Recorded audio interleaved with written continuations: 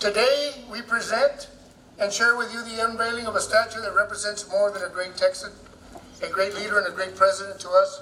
The historical significance of when Lyndon Johnson taught school here in 1928 and 1929. It hits close to home because a cause was born here in President Johnson's heart, a cause that changed the way of life in a positive way for so many people. Today we remember also his students and his students' families of 1928 and 29 and the role that they played in creating that fervor and commitment that President Johnson carried for years, over 35 years, always looking for a way to make a difference in the lives of his students and the lives of their families. It is truly an honor to have you here with us today. Big things like this, there truly is where history is also making history. Yeah, I cannot express how important that is to our city.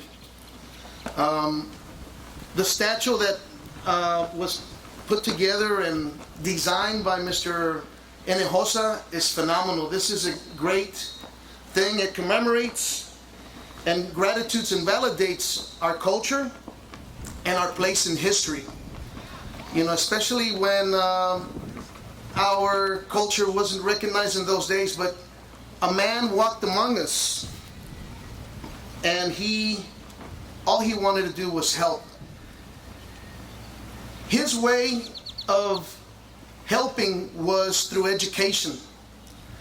Education was the greatest importance thing. This is how you would defeat poverty, segregation, and any rough roads or roadblocks that come to you in life. And at this time, I am going to introduce the Assistant Secretary of Education, Mr. Frank Brogan.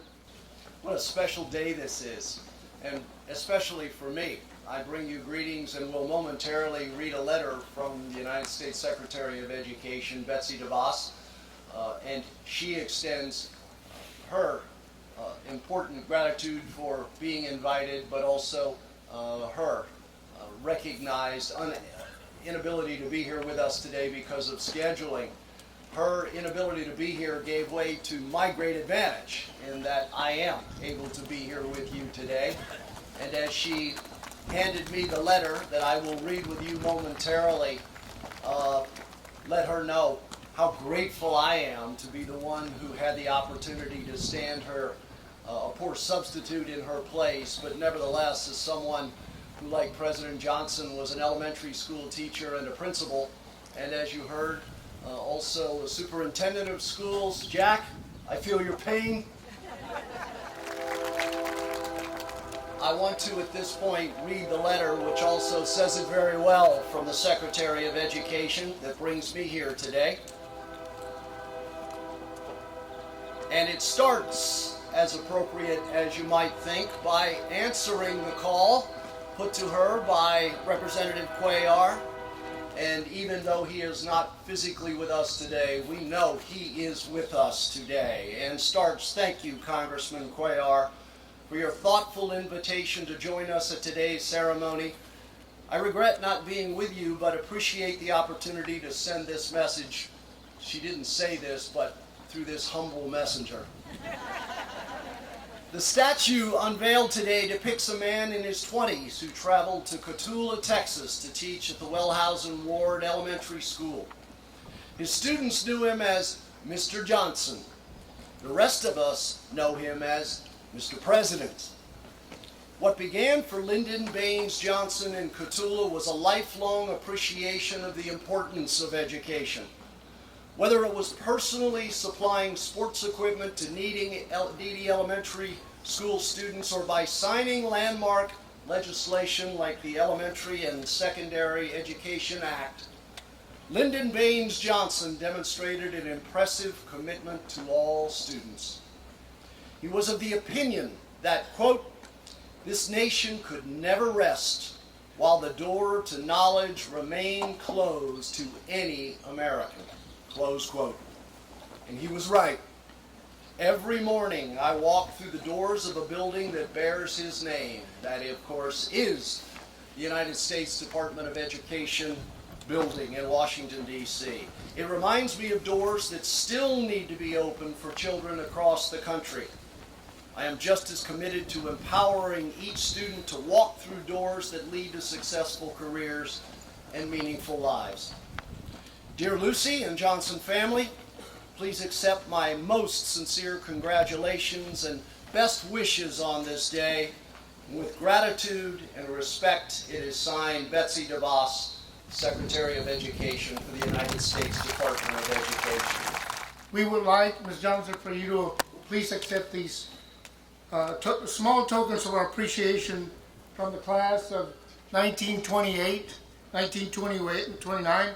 First, by Hilda Benavides, who is the daughter of Mercedes Anchondo, who was one of the students. Ms. Benavides represents the families living in this neighborhood. So if you'll accept the gift. Pick it up.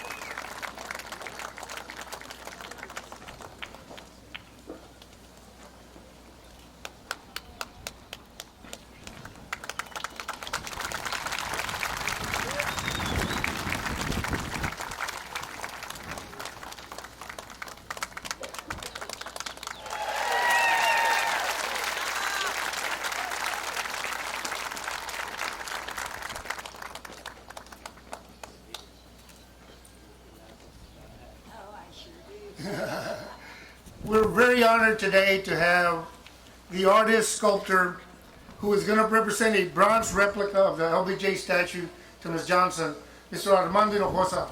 Mr. Hinojosa is one of the top artists in our country and the nation. And he is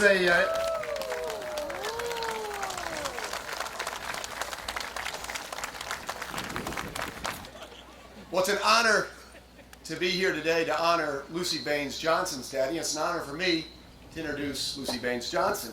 The most formative experience of Lyndon Johnson's young life happened here in Cotulla in the late 1920s when he taught Mexican Americans who experienced the racial injustice that permeated our nation at that time. As he said of those students when appealing to the nation to support voting rights in 1965, they knew even in their youth the pain of prejudice.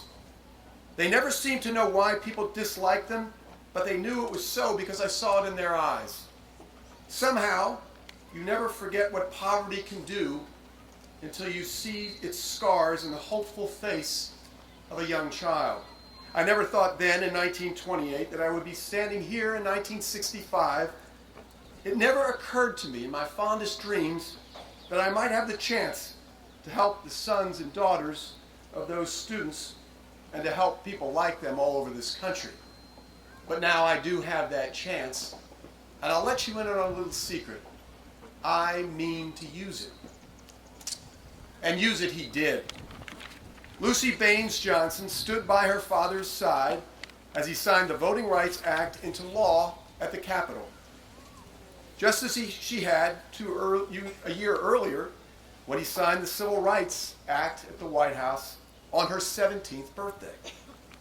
And she would be by his side when he signed the Immigration Act into law on Liberty Island in the shadow of the Statue of Liberty in 1965, and the same year when he signed the Elementary and Secondary Education Act that the Assistant Secretary just mentioned near the LBJ Ranch the same year. So this is obviously a day the Lord hath made. Let us rejoice and be glad in it. Thank you so much, Mayor Garcia, for this marvelous celebration of my father's love affair with Cotulla that began here over 91 years ago.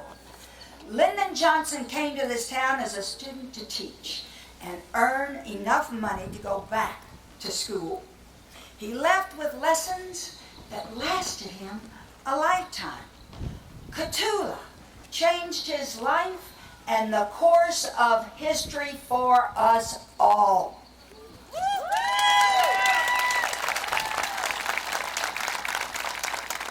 In the wake of Bloody Sunday, when civil rights marchers were beaten as they sought the right to vote, my father went to the Capitol determined to right the wrongs of history.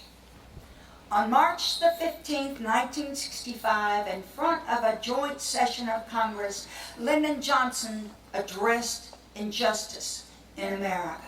And Mark Updegrove has shared with you some of those words, but if you'll forgive me, I'll share them again, because they are words, I think, that are imprinted in the hearts of all of us who are here today. My first job after college was as a teacher in Cotulla, Texas, in a small Mexican-American school. Few of them could speak English, and I couldn't speak much Spanish. My students were poor, and they often came to class without breakfast, hungry. They knew even in their youth the pain of prejudice. They never seemed to know why people disliked them, but they knew it was so, because I saw it in their eyes. I often walked home late in the afternoon after the classes were finished, wishing, just wishing, there was more that I could do.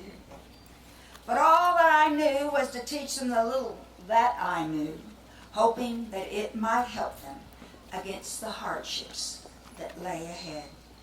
Somehow you never forget what poverty and hatred can do when you see it, the scars on the hopeful face of a young child. I never thought then in 1928 that I would be standing here in 1965.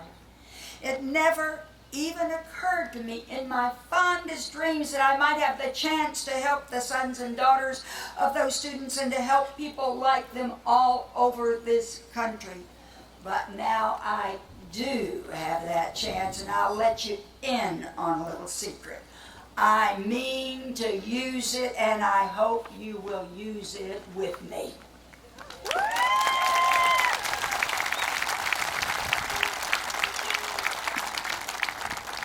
And use it he did, as I see use it you have. The lessons of poverty, injustice, and bigotry that Lyndon Johnson learned here in Cotulla were his inspiration for the 1965 Voting Rights Act. But they were also the inspiration for the 1964 Civil Rights Act, the Elementary and Secondary Education Act, the Higher Education Act, Medicare and Medicaid, and all of his social justice legislation.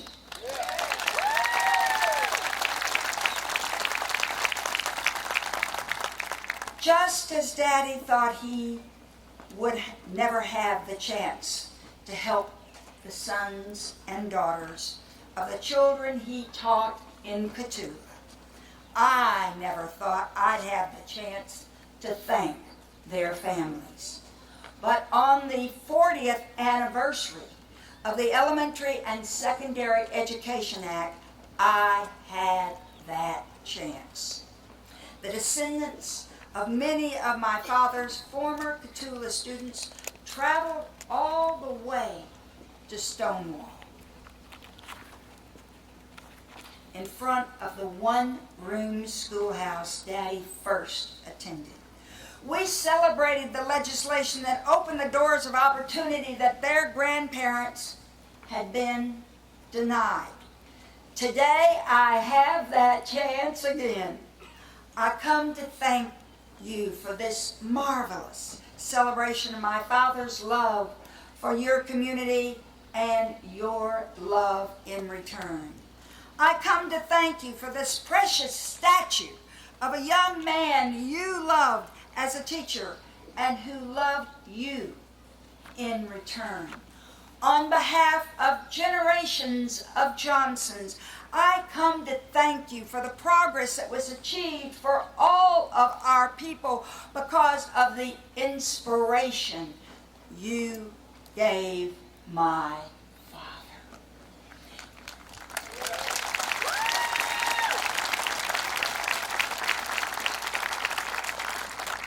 It has been 54 years since the passage of the Voting Rights Act. the Elementary and Secondary Education Act, the Higher Education Act, and Medicare and Medicaid. While much progress has been made, the lessons of injustice still remain. Too many of our children are still hungry, or homeless, or receive an inadequate education, or decent health care. Our state has the highest percentage and number of people without health insurance in the United States of America. 623,000 of our children lack health insurance. 59% of Latinos were uninsured compared to 27% of the white population. While we no longer legally segregate our schools, we still deliver inadequate education to our poorest children, especially to those of color. Texas, a state we all love, ranks 38th in education. But good things are happening. My husband and I are grateful to be a part of the Camp family, as Mark Updegrove has told you.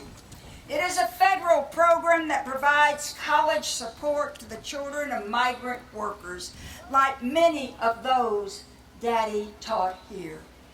Our greatest satisfaction comes from helping these exceedingly bright and worthy first-generation college students to earn degrees and see that many of them return home here to South Texas to provide opportunities in healthcare, education, and social services to their communities that so richly deserve it.